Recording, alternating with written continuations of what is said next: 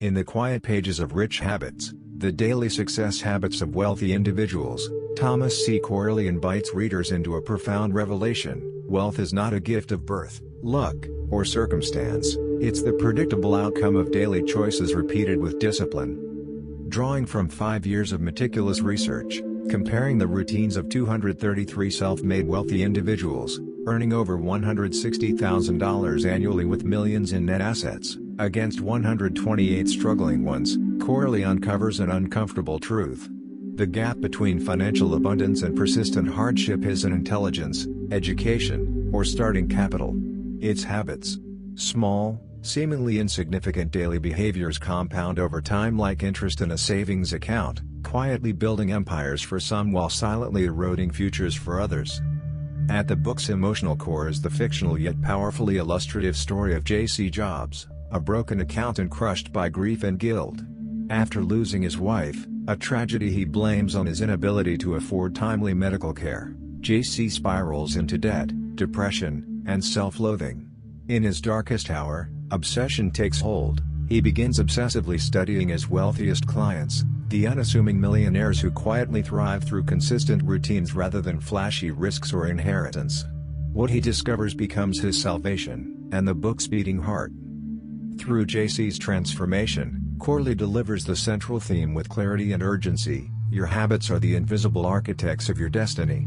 Rich Habits intentional practices like rising early, dedicated self-improvement reading, rigorous goal setting, living below your means, prioritizing health, nurturing relationships, and maintaining a positive, proactive mindset, create momentum toward prosperity, resilience, and fulfillment.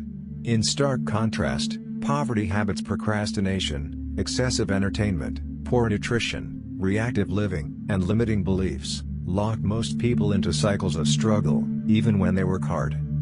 The key lesson echoes like a quiet revolution: success is democratic and accessible to anyone willing to adopt the right daily disciplines. No elite pedigree required. No overnight miracles promised. Just the compounding power of consistency. Wealth, health, and happiness emerge not as destinations chased, but as byproducts of walking faithfully in the footsteps of those who have already succeeded. This introduction sets the stage for a chapter-by-chapter journey through Corley's blueprint. As we unpack the habits one by one, remember J.C.'s arc, from despair to abundance through deliberate daily change. The same path awaits anyone ready to rewrite their story, one habit at a time. Chapter 1: The Insurance Salesman. The book opens with a vivid, fable-like scene that hooks the reader immediately: a struggling insurance salesman named Phoenix Upman, drowning in failure and financial despair. Phoenix can't even afford discounted rates on basic coverage, symbolizing how poverty habits trap people in vicious cycles. His days are filled with rejection, procrastination, and excuses, classic poverty habits that keep success just out of reach. Enter an enigmatic, wealthy mentor figure, a foreshadowing of the book's themes, who appears almost miraculously in Phoenix's lowest moment. Over drinks at a bar, the mentor shares a glimpse of his own past struggles, revealing he once stared into the same old mirror of failure. He offers Phoenix sponsorship into something transformative, no cost, but requiring full commitment. This sets up the book's core mechanism, the Rich Habits Training Program, a structured path drawn from real research. Through Phoenix's encounter, Corley introduces the stark contrast between rich and poor daily lives. The salesman represents the majority, reactive, undisciplined, focused on short-term survival, while the mentor embodies quiet, consistent discipline that attracts opportunity luck. The chapter plants the seed for J.C. Jobs' larger story arc, showing how one pivotal moment of awareness can spark change. Key takeaway from Chapter 1: habits aren't neutral, they magnetize outcomes. Poor habits repel success, rich habits draw it in like gravity. The stage is set for the research reveal and the program's introduction, urging readers to question their own daily routines before the deeper dives begin. Chapter 2: The Secretary. The story shifts smoothly, like turning the page on a life half-lived, to introduce Dee, a dedicated secretary in a bustling office who has quietly become the invisible backbone of the place. Dee arrives every morning with a smile that masks exhaustion, juggling endless tasks, filing, answering phones, scheduling meetings, keeping the chaos at bay, while her paycheck barely covers rent, groceries, and the occasional treat for her kids. She's reliable, hardworking, and liked by everyone, yet something always feels just out of reach. Bills pile up. Vacations never happen. Dreams stay dreams. Dee represents the classic middle-class trap: effort without direction, busyness without progress. One ordinary afternoon, Dee overhears a conversation in the break room that changes everything. Her boss, a self-made millionaire who built his business from nothing, is casually chatting with a colleague about how small daily choices separate those who thrive from those who merely survive. He mentions something called the Rich Habits Training Program, a no-cost commitment to simple, consistent routines that had once pulled him out of his own financial hole years ago. Intrigued and desperate for any edge, Dee approaches him after hours. Hesitant at first, she confesses her struggles: the credit card debt creeping higher, the fear she won't be able to send her children to college, the nagging sense that life is passing her by despite all her hard work. The boss doesn't lecture. Instead, he shares his own story in quiet, vivid detail: how he once stared at an empty bank account, how rejection after rejection in sales had crushed his spirit, how one mentor's invitation to join this program had felt like a lifeline. He explains that the program isn't magic, it's discipline disguised as daily rituals. He invites Dee to try it: no strings, just 30 days of small promises to herself. She agrees, nervous but hopeful.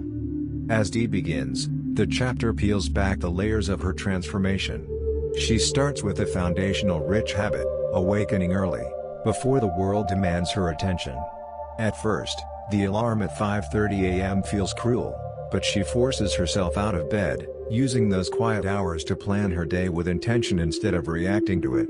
She writes down her goals, not vague wishes like get ahead, but specific, measurable ones: complete the quarterly report by noon, call 3 new vendors for better rates, walk 30 minutes after dinner to clear my mind.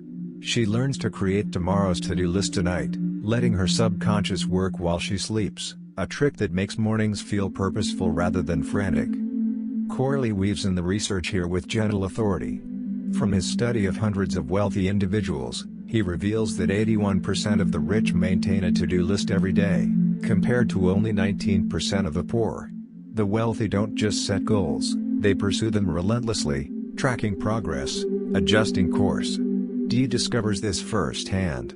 Her old habit of procrastination, putting off difficult calls or paperwork, begins to fade as she adopts the do-it-now mindset.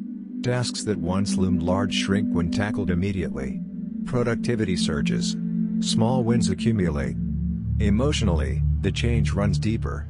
Dee starts noticing how her thoughts shape her reality. Negative self-talk: "I'll never get out of debt. I'm stuck," gets replaced with affirmations drawn from the program's promises: "I control my destiny. I pursue continuous improvement." She limits distractions: no more hours lost to mindless TV or scrolling. Instead, she carves out time for self-education, reading articles on career growth, listening to motivational podcasts during her commute. By the end of the chapter, Dee isn't suddenly rich, but the shift is undeniable. Her energy rises.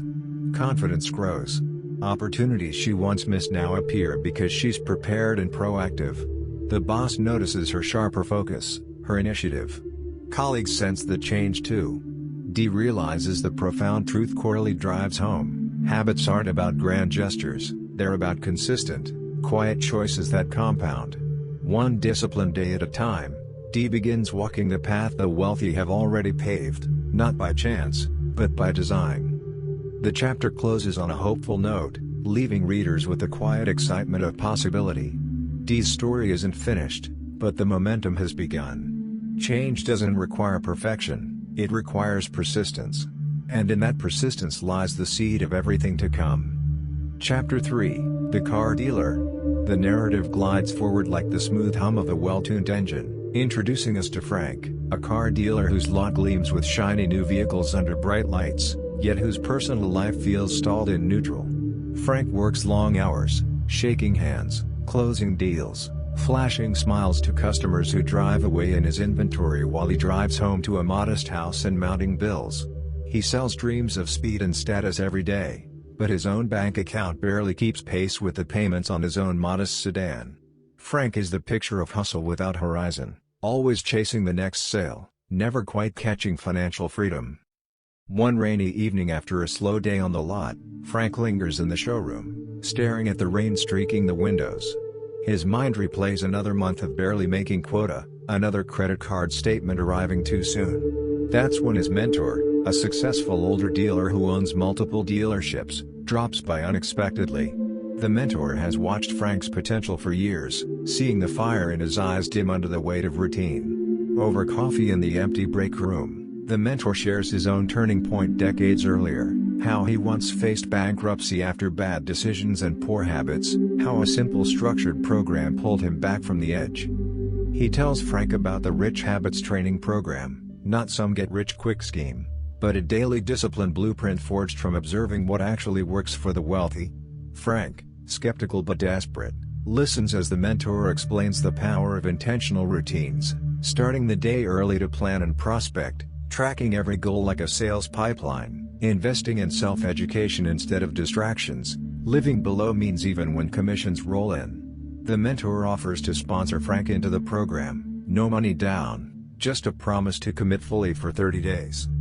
Frank accepts, and the chapter follows his awakening step by step. He sets his alarm for 5 a.m., something he once thought impossible. In those quiet pre-dawn hours, he reviews his goals, not just sell more cars, but specific targets like contact 10 past customers daily, learn one new closing technique weekly, save 20% of every commission check. He begins journaling his bad habits, impulse spending on gadgets to impress clients, skipping workouts, watching late-night TV, and methodically replaces them with rich ones. Corley layers in the research naturally. Wealthy individuals devote time each day to deliberate practice and improvement, reading industry materials or books on sales psychology, while the struggling often fill evenings with entertainment that numbs rather than builds. Frank starts listening to audiobooks during his commute, absorbing lessons on negotiation and mindset. He cuts back on unnecessary expenses, fewer dinners out, no more impulse buys, redirecting that money into a growing savings account. The transformation builds momentum. Frank's energy shifts, his pitches become sharper, more confident. Customers sense the change. He's not just selling cars anymore, he's selling certainty, preparation, purpose. Sales climb steadily. He reconnects with old contacts, building a network that brings referrals instead of cold calls. Health improves too. He starts walking the lot during breaks, eating better to sustain focus through long days. By the chapter's close, Frank stands taller on the showroom floor. The lot still sparkles, but now so does his future.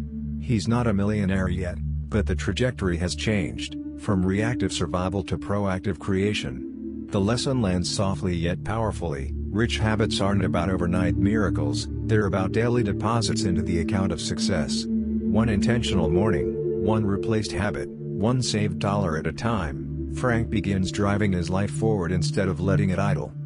The rain has stopped. The lights reflect brighter on wet pavement. And Frank, for the first time in years, feels the road ahead opening wide. Chapter 4, The Entrepreneur. The story turns once more, this time to a quieter corner of ambition, a small home office where dreams are born and often quietly suffocated. Meet Sarah, a 30-something entrepreneur who launched her own graphic design business 5 years earlier with nothing but a laptop, a burning idea, and endless optimism. At first, the freedom felt exhilarating, choosing her clients, setting her hours, building something entirely her own. But the reality settled in like dust on unused equipment. Inconsistent income. Late nights chasing payments. Clients who vanished after one project.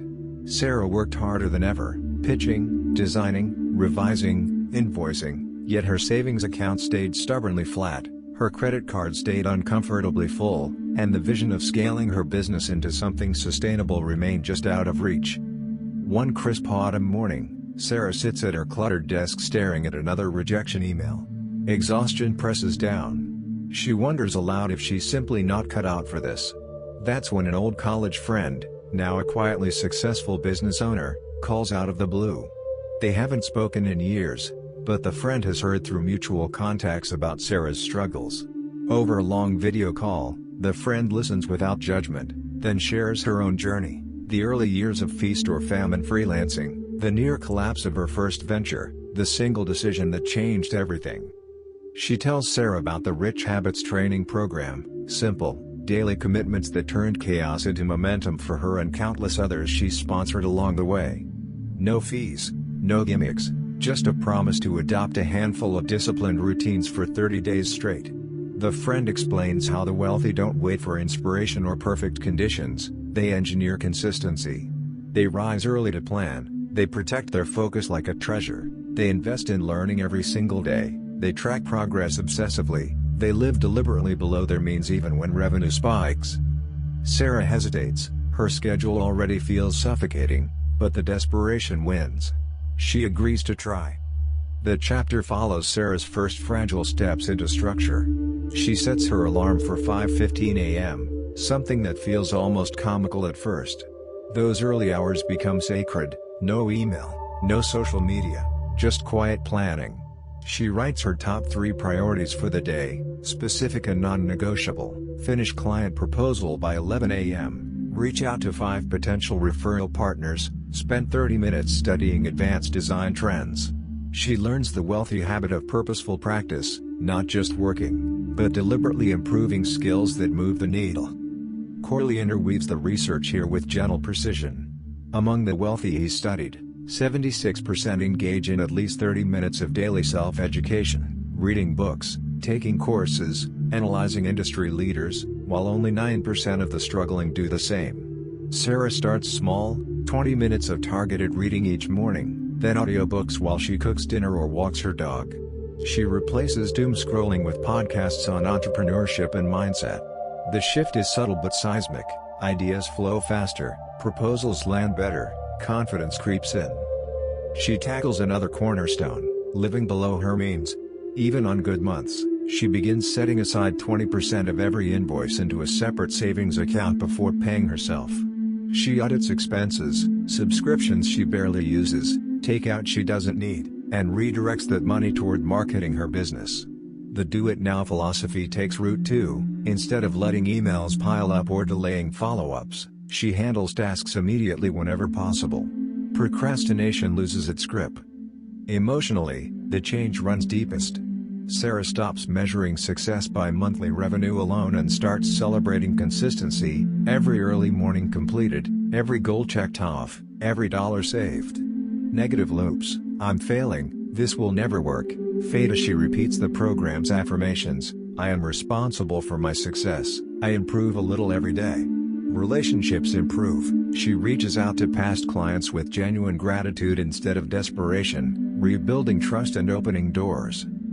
By the chapter's end, Sarah's business hasn't exploded overnight, but the foundation has shifted from fragile to firm. Invoices are paid faster. New clients arrive through referrals she nurtured intentionally. Her energy is steady, not frantic. She stands in her small home office one evening, looking at the tidy desk and the growing spreadsheet of goals met, and feels something unfamiliar: control. The lesson settles in like evening light. Rich habits don't guarantee instant wealth, they guarantee progress. They turn entrepreneurs from dreamers reacting to life into builders shaping it. Sarah isn't at the finish line, but she's finally running in the right direction. Chapter 5, The Teacher. The narrative softens now, stepping into the steady rhythm of a classroom where chalk dust lingers in the air and young minds absorb more than just lessons from textbooks. Meet Michael, a high school history teacher in his mid-40s, respected by students and colleagues alike for his passion and patience. He arrives each morning with lesson plans carefully prepared, grades papers late into the night, coaches the debate team after school, and still finds time to listen when a teenager needs an ear. Yet beneath the dedication lies a quiet strain: a modest salary stretched thin across a mortgage, car payments, 2 children's activities, and the constant worry that retirement will be more struggle than rest. Michael loves teaching. He lives for the spark in a student's eyes when history comes alive. But he feels trapped in a system that rewards longevity more than ambition, and his own financial future feels like a chapter written by someone else. One parent-teacher conference evening, after the last family has left, Michael lingers in the empty classroom grading midterms under fluorescent lights. His principal, a former teacher who built a side consulting business into quiet wealth, stops by to check on a leaky ceiling. They fall into easy conversation, and Michael, perhaps too tired to keep up the usual optimism, admits the truth: he works harder than ever, yet savings dwindle, dreams of travel or early retirement fade further each year. The principal listens, then shares his own story without fanfare, how he once lived paycheck to paycheck despite the same long hours, how a simple daily discipline program had quietly rewritten his trajectory. He describes the Rich Habits training program, not a side hustle or investment scheme, but a set of small, repeatable promises that compound over time. He explains that the wealthy don't rely on one big break, they build daily systems that attract opportunity and protect progress. He offers Michael the same sponsorship he once received: 30 days of commitment, no cost, just consistency. Michael, who has always believed in the power of habits in the classroom, sees the parallel and agrees to try. The chapter traces Michael's careful entry into the program.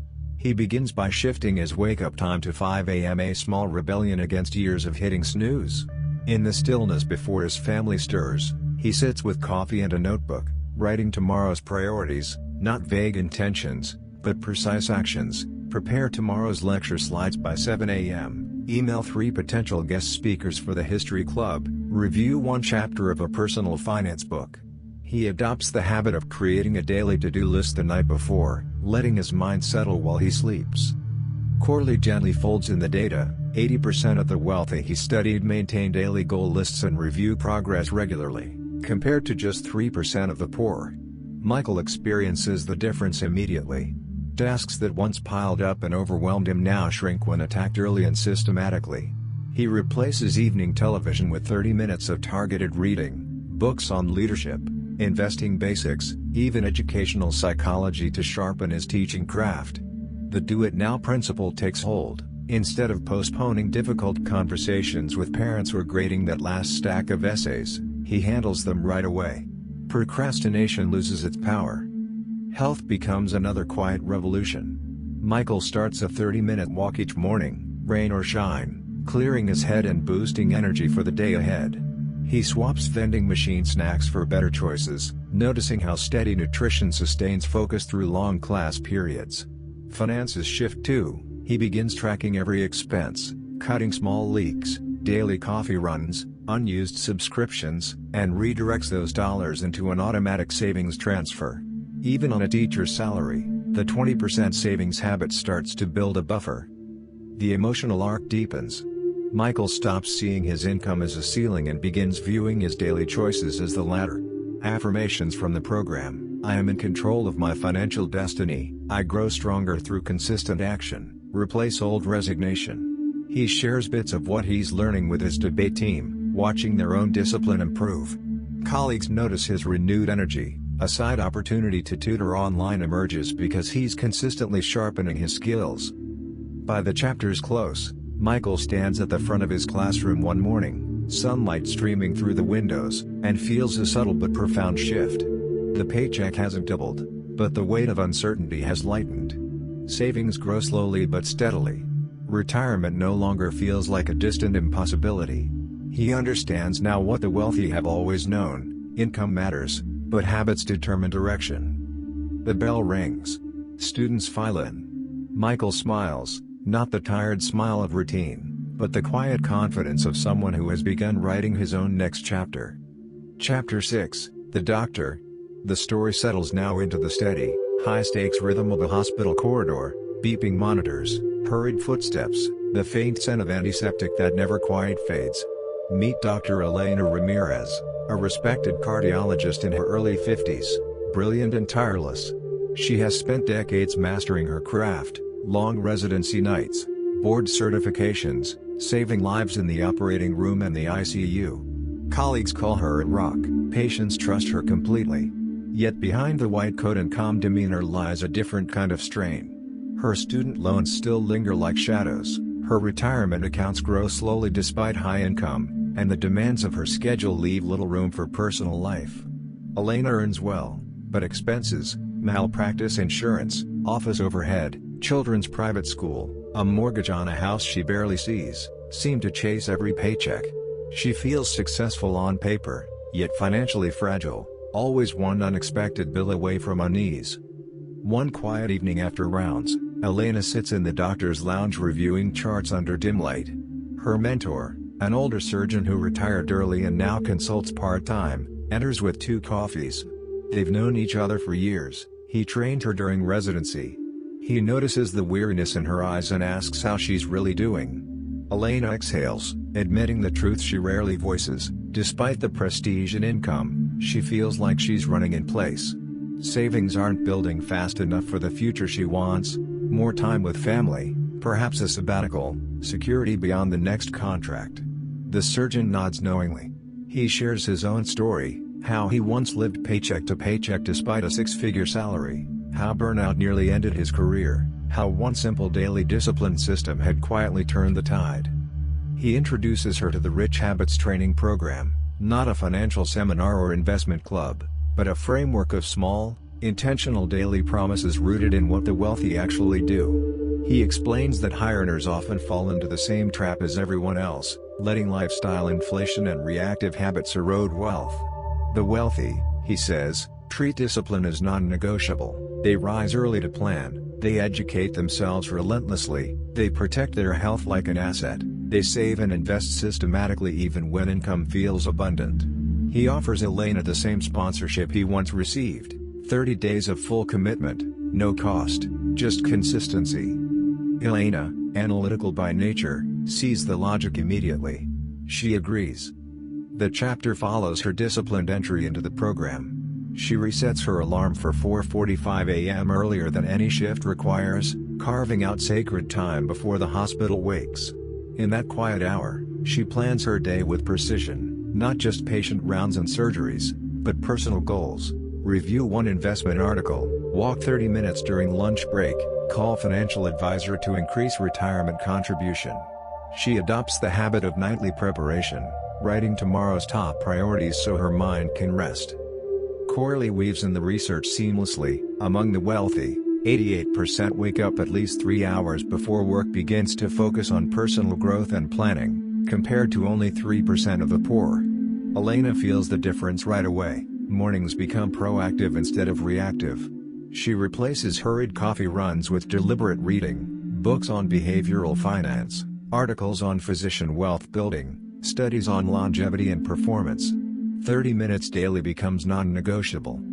She tackles health with the same rigor she applies to medicine. Long shifts once left her exhausted and reaching for vending machine snacks. Now she packs nutrient-dense meals, carves out brief walks between cases, prioritizes sleep even when call schedules tempt shortcuts.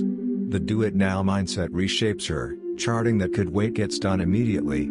Follow-up calls to patients or colleagues happen without delay.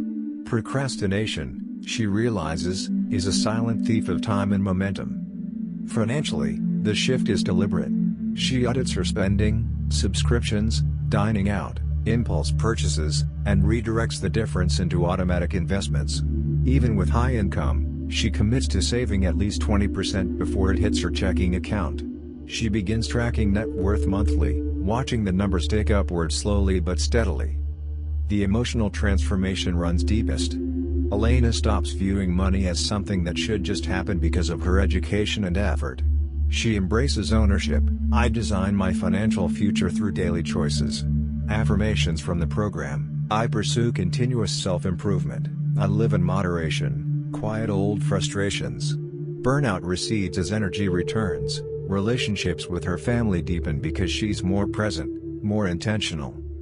By the chapter's end, Elena stands in the hospital atrium one morning, watching dawn break through tall windows. A complex case awaits, but she feels grounded, not drained. Her accounts grow, not dramatically yet, but consistently. She understands what the wealthy have mastered. Income is a tool, but habits determine how far the tool carries you. The pager buzzes. She straightens her coat, steps forward with quiet certainty.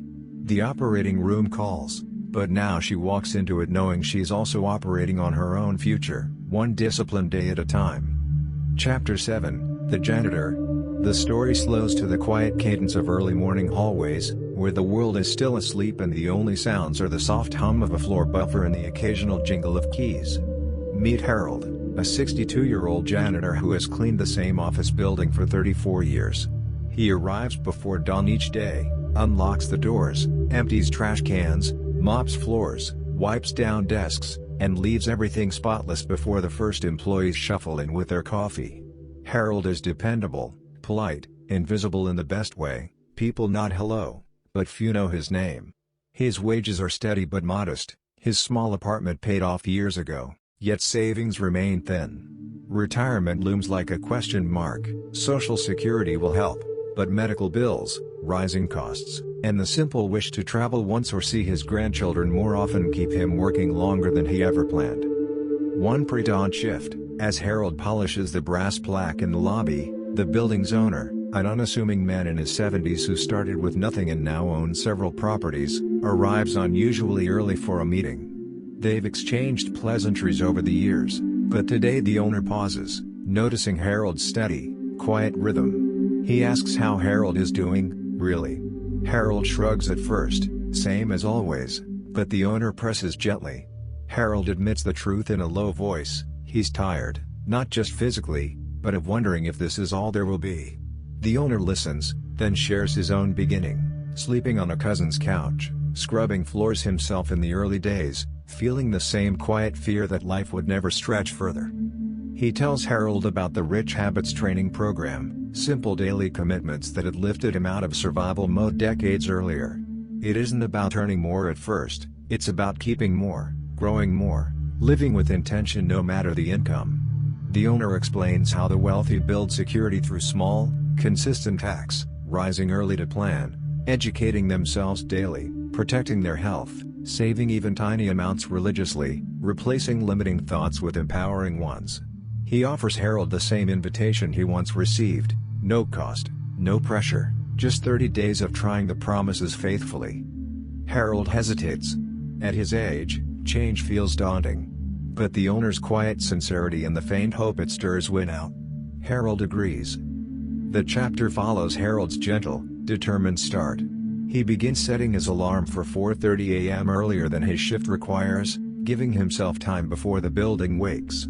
In that hushed hour, he sits at his small kitchen table with a notebook and writes tomorrow's priorities, finish the East Wing by 8 a.m. Walk 20 minutes after lunch, read 10 pages of a book on personal finance, put $10 into the savings jar.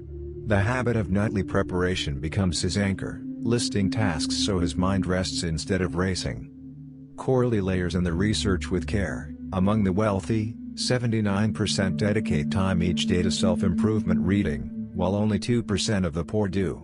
Harold starts small, library books on money management, simple articles printed from the office computer during breaks.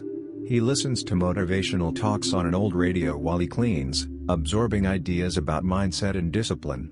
The do-it-now principle reshapes his work. Spills get cleaned immediately instead of later, supplies get restocked before they run out, small inefficiencies disappear. Health becomes a quiet priority. Harold, who once skipped meals or relied on vending machines, begins packing simple, nourishing lunches, fruit, nuts, sandwiches, and walks the building's stairwells during short breaks. At 62, the movement brings surprising energy, aches lessen, sleep deepens. Financially, the shift is modest but powerful. Harold has always lived frugally, but now he tracks every dollar, coffee from home instead of the corner shop, no impulse lottery tickets, and commits to saving at least 10% of each paycheck automatically into a separate account. Even small amounts compound when consistent. He begins reviewing his expenses monthly, cutting leaks he never noticed.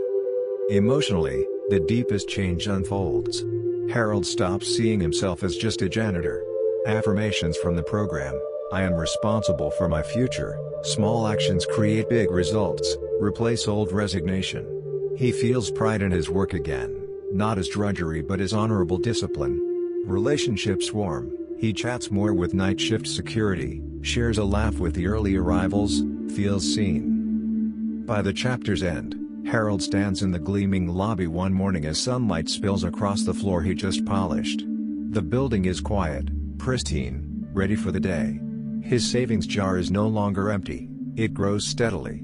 Retirement still feels far, but now it feels possible, maybe a trip to see family, maybe a little house by a lake someday.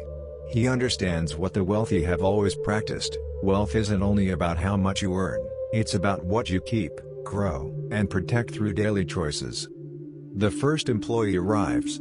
Harold nods hello, a small smile breaking through.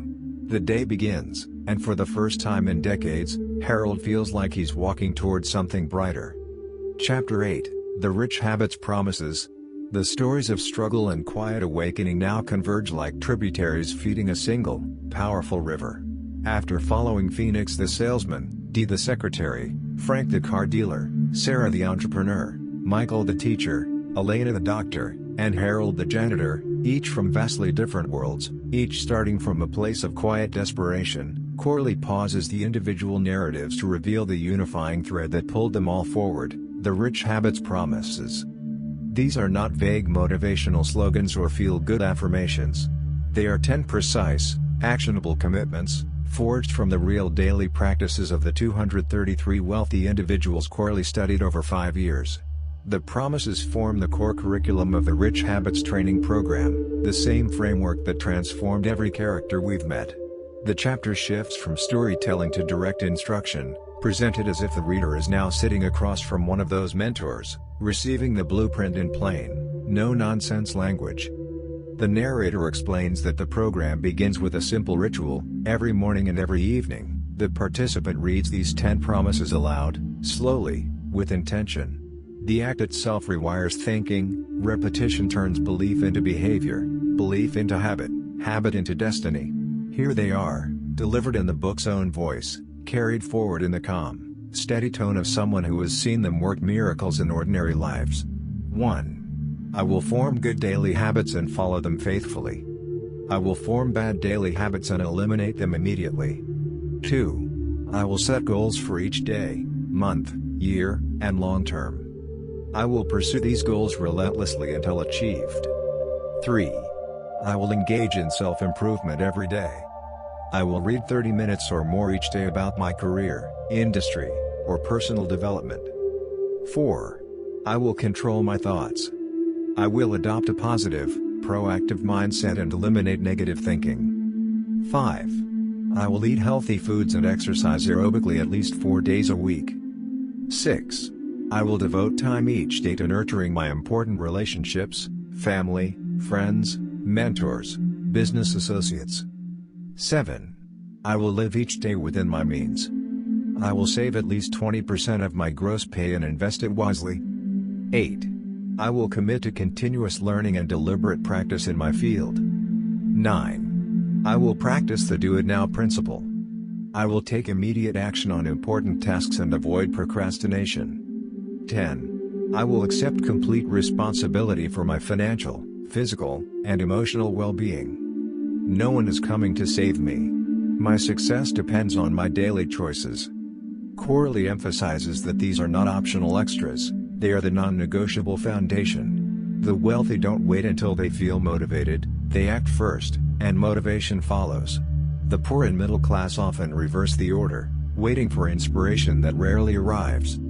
The chapter illustrates how each promise maps directly to the transformations we've witnessed: Phoenix's shift from rejection-filled days to purposeful prospecting, Dee's early mornings of planning, Frank's disciplined savings amid commissions, Sarah's targeted skill building, Michael's consistent walks and reading, Elena's deliberate financial ownership, Harold's small but steady savings jar. Every success traced back to these same 10 lines repeated daily. Emotionally, the promises serve as armor against old limiting beliefs. Reading them aloud forces confrontation with excuses: I don't have time, I'm too old, my job doesn't pay enough, and replaces them with ownership. The repetition builds mental muscle, doubt weakens, resolve strengthens. By the chapter's close, the tone feels like a quiet handing over of responsibility. The stories were examples, the promises are the method. Corley doesn't promise instant riches, he promises that consistent adherence to these habits will shift trajectory. Wealth, health, relationships, peace of mind, these are not accidents. They are cultivated daily. The reader is left with the same invitation extended to every character: start tomorrow morning. Set the alarm early. Read the promises aloud. Begin one small action. Watch what compounds. The river keeps flowing. The next stories will show what happens when these promises become a way of life. Chapter 9, The Compound Effect. The separate paths we followed: Phoenix rising early to prospect, Dee planning her day with precision, Frank saving commissions before spending them, Sarah sharpening her skills in quiet mornings, Michael walking and reading to reclaim his energy, Elena owning her finances with surgical discipline, Harold quietly building a savings jar, now begin to merge into one clear truth. Corley steps back from individual stories to zoom out, revealing the invisible force that turns these small daily promises into life-altering results: the compound effect. The chapter opens with a simple, almost poetic image: a single drop of water falling onto a stone every day. At first, nothing seems to change. The stone looks the same. But over months, years, decades, a tiny indentation appears. Over centuries, a groove forms. Over millennia, the stone is carved into a canyon. That, Corley explains, is exactly how rich habits work. No single day feels dramatic. No single reading session, early alarm, save dollar, or do it now action looks like a breakthrough. Yet each one adds to the next, quietly accumulating momentum until the results become impossible to ignore. He returns to the research with fresh clarity. The 233 wealthy individuals didn't become wealthy because of one genius idea, one lucky break, or one massive windfall. They became wealthy because their daily habits created exponential growth, positive compounding.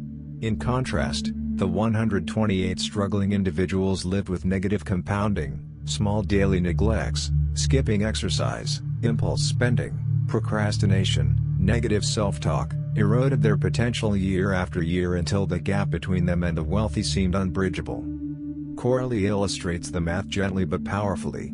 Saving just 10% of income and investing it at an average 7% annual return doesn't feel exciting in year one. But over 20, 30, 40 years, the numbers grow astonishingly. A 30-year-old who saves $200 a month could have over $500,000 by age 65. The same principle applies to health. 30 minutes of daily exercise doesn't reshape your body overnight, but after 5 years the difference is profound. Reading 30 minutes a day on your craft doesn't make you an expert tomorrow, but after 10 years the knowledge gap is vast. The chapter weaves back through our characters to show the compound effect in motion. Phoenix's consistent prospecting turned a trickle of referrals into a steady stream of clients. Dee's daily goal lists and do-it-now habit transformed scattered busyness into focused productivity that earned her promotions and raises. Frank's saved commissions, invested wisely, began generating passive income. Sarah's deliberate practice elevated her designs from good to sought after, commanding higher fees. Michael's small savings and continuous learning opened doors to side income and greater security. Elena's disciplined lifestyle preserved her health and accelerated her wealth building. Harold's modest but unwavering deposits grew into a retirement cushion he once thought impossible. Emotionally, the compound effect brings a profound shift in identity. Each character stops seeing themselves as victims of circumstance, "I'm just a teacher/doctor/janitor/secretary," and begins to see themselves as architects of their future. The daily reading of the Rich Habits Promises reinforces this new self-image. Repetition erodes old limiting beliefs and replaces them with empowering certainty. I control my destiny through my daily choices. Corley warns that the compound effect works both ways. Negative habits compound too: late nights scrolling, junk food, procrastination, debt-fueled spending, and the results are just as inevitable, though far less pleasant. The difference between the wealthy and everyone else isn't talent or luck, it's the direction of their compounding. The chapter closes on a quiet, motivating note. Corley reminds the reader that today is the starting point of tomorrow's compound curve. The earlier you begin, the steeper the upward arc becomes. It's never too late to switch direction, but the sooner you do, the more powerful the effect. The stage is set for the final chapters: what happens when these habits become second nature, when the compound effect has had years to work its quiet magic, and how anyone, regardless of starting point, can step onto the same path. Chapter 9, The Compound Effect. The separate paths we followed: Phoenix rising early to prospect, Dee planning her day with precision, Frank saving commissions before spending them, Sarah sharpening her skills in quiet mornings, Michael walking and reading to reclaim his energy, Elena owning her finances with surgical discipline, Harold quietly building a savings jar, now begin to merge into one clear truth. Corley steps back from individual stories to zoom out, revealing the invisible force that turns these small daily promises into life-altering results: the compound effect. The chapter opens with a simple, almost poetic image: a single drop of water falling onto a stone every day. At first, nothing seems to change. The stone looks the same.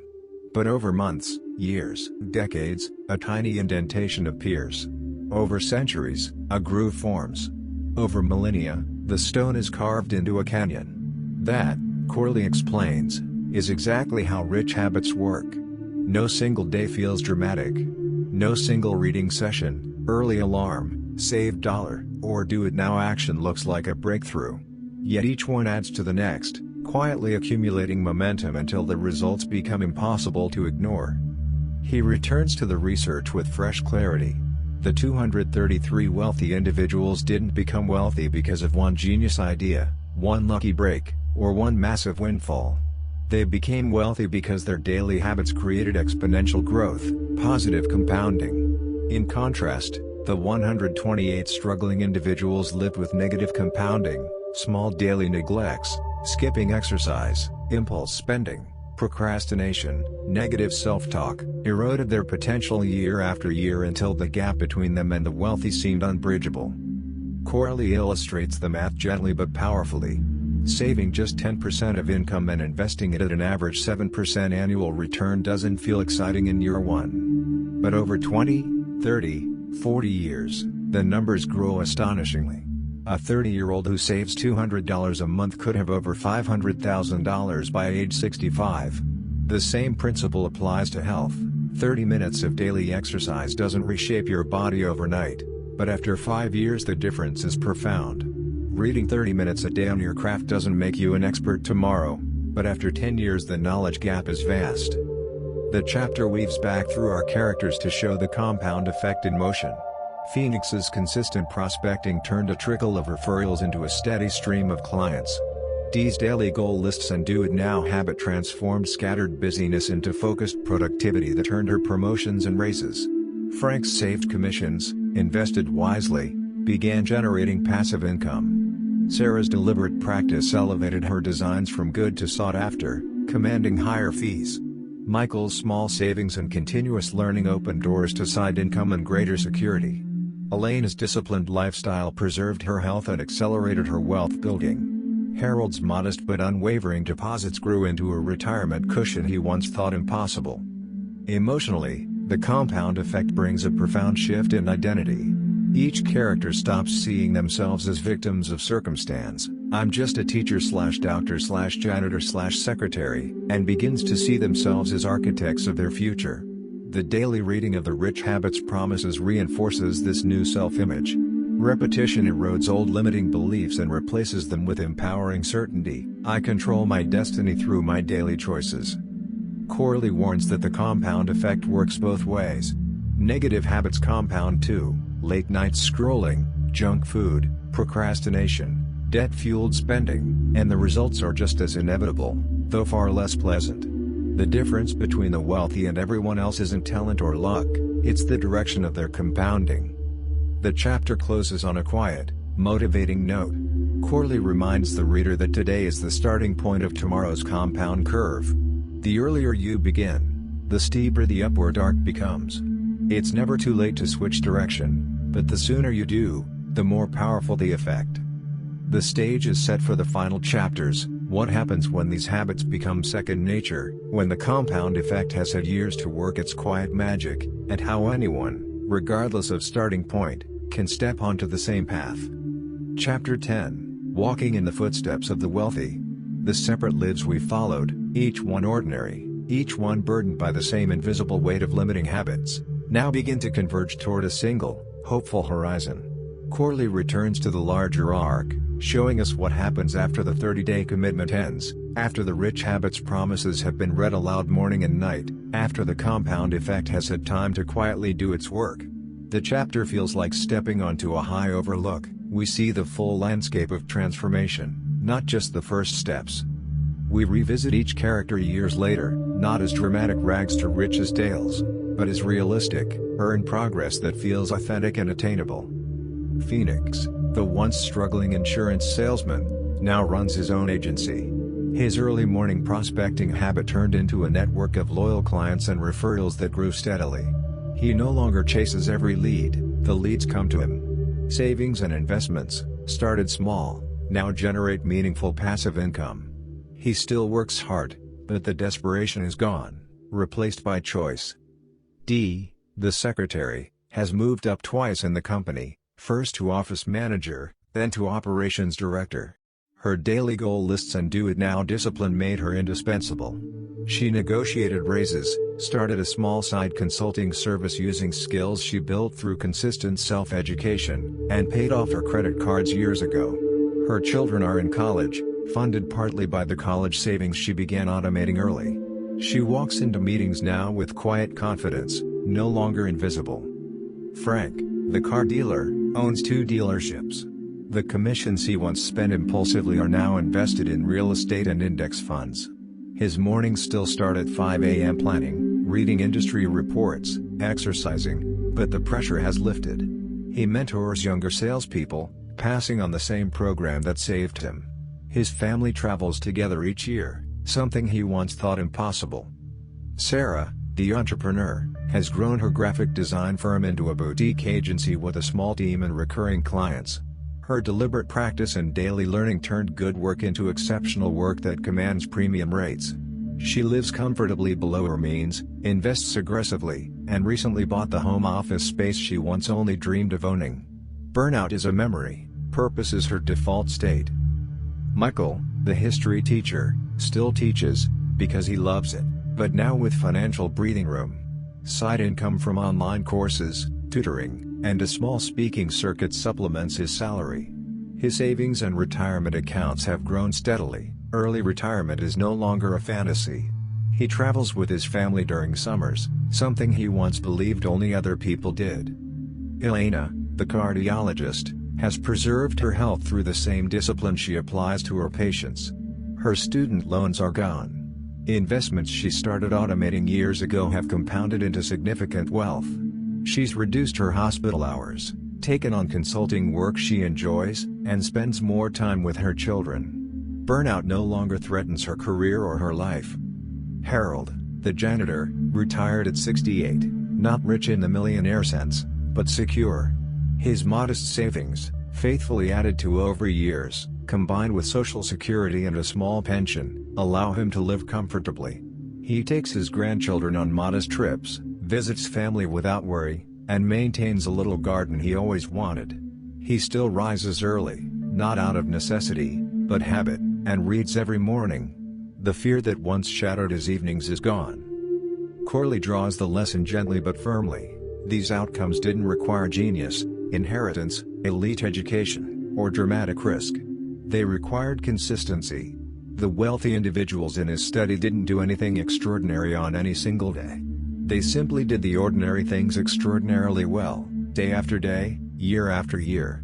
They walked the same path: early rising, goal setting, self-education, healthy living, frugality, positive thinking, immediate action, relationship nurturing, personal responsibility, and the path led them to abundance.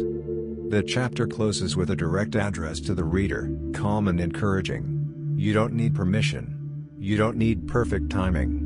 You don't need more money or a better job to start. You need only the willingness to begin tomorrow morning. Set the alarm, read the promises aloud, take one small action from the list. The footsteps are already there, worn by thousands before you, including the quiet millionaires Corley studied and the ordinary people who followed their example. The wealthy didn't become wealthy by accident. They became wealthy by design.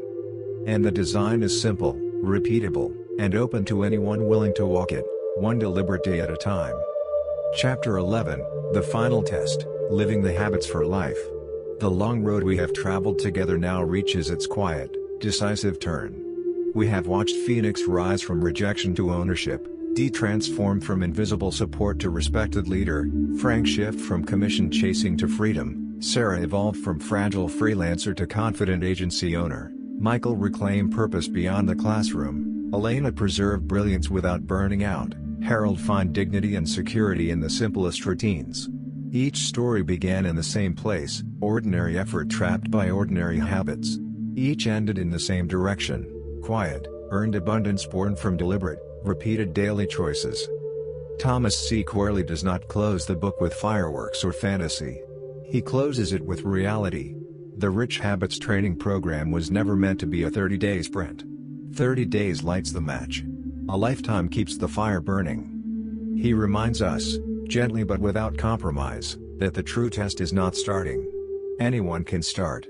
The true test is continuing when life presses in, when illness arrives, when markets fall, when family demands pull you sideways, when fatigue whispers that one skipped morning won't hurt, when doubt says the old ways were easier. They will hurt. Because the compound effect never pauses. Every day you choose the rich habits, you deepen the groove toward prosperity. Every day you drift back to poverty habits, you deepen the groove toward struggle. The wealthy individuals Corley studied didn't succeed because their days were flawless. They succeeded because they returned, again and again, to the same 10 promises. They read them aloud in the quiet hours. They acted on them even when motivation had long fled. They forgave the occasional slip, then stepped back onto the path immediately. That relentless return is what separated them from everyone else. And so the final pages turn directly to you. Tomorrow morning the alarm will wait. The 10 rich habits promises will wait. Your future will wait. You do not need permission. You do not need perfect conditions. You do not need more money, a better job, or a different life to begin. You need only the decision to answer the alarm. Call to action. Set your alarm tonight for 15 to 30 minutes earlier than usual. When it rings, get up, no negotiation. Sit in the stillness before the world begins demanding your attention. Read the 10 rich habits promises aloud, slowly, clearly, as if making a vow to yourself. Choose just one promise to act on today. Make the action small, specific, and non-negotiable. Wake at 5 a.m. and plan your day. Read 30 minutes about your career or personal growth. Write tonight's to-do list before bed. Save 10% of today's income before spending anything. Take a 30-minute walk. Say do it now and tackle the task you've been avoiding. Do it. Then do it again tomorrow. And the day after. And the day after that. This is how canyons are carved. This is how ordinary lives become extraordinary. Questions to carry with you. Ask yourself these questions honestly, perhaps write the answers in the same notebook you'll use for your daily goals. 1. Which of the 10 rich habits promises feels most difficult or foreign to you right now, and what old habit or belief is standing in its way? 2. Looking at your current typical day, which 1 or 2 poverty habits, late rising, procrastination, mindless scrolling, impulse spending, negative self-talk, are compounding most powerfully against your future? 3. If you could change only one daily habit starting tomorrow morning, which rich habit would give you the biggest early momentum, and what would your very first tiny action look like? 4. Picture yourself 5 years from today if you faithfully live these 10 promises every day starting tomorrow. How would your health, your bank account, your relationships, your sense of control feel different? Be specific. 5. Who in your life, family member, friend, colleague, might be quietly struggling the same way Phoenix, Dee, Harold and the others once did? How could sharing even one idea from this book or one promise change their trajectory? The wealthy did not arrive at wealth by chance. They arrived by walking the same path day after day after day. The path is open. The footsteps are already there. All that remains is your first step tomorrow morning. What will you choose?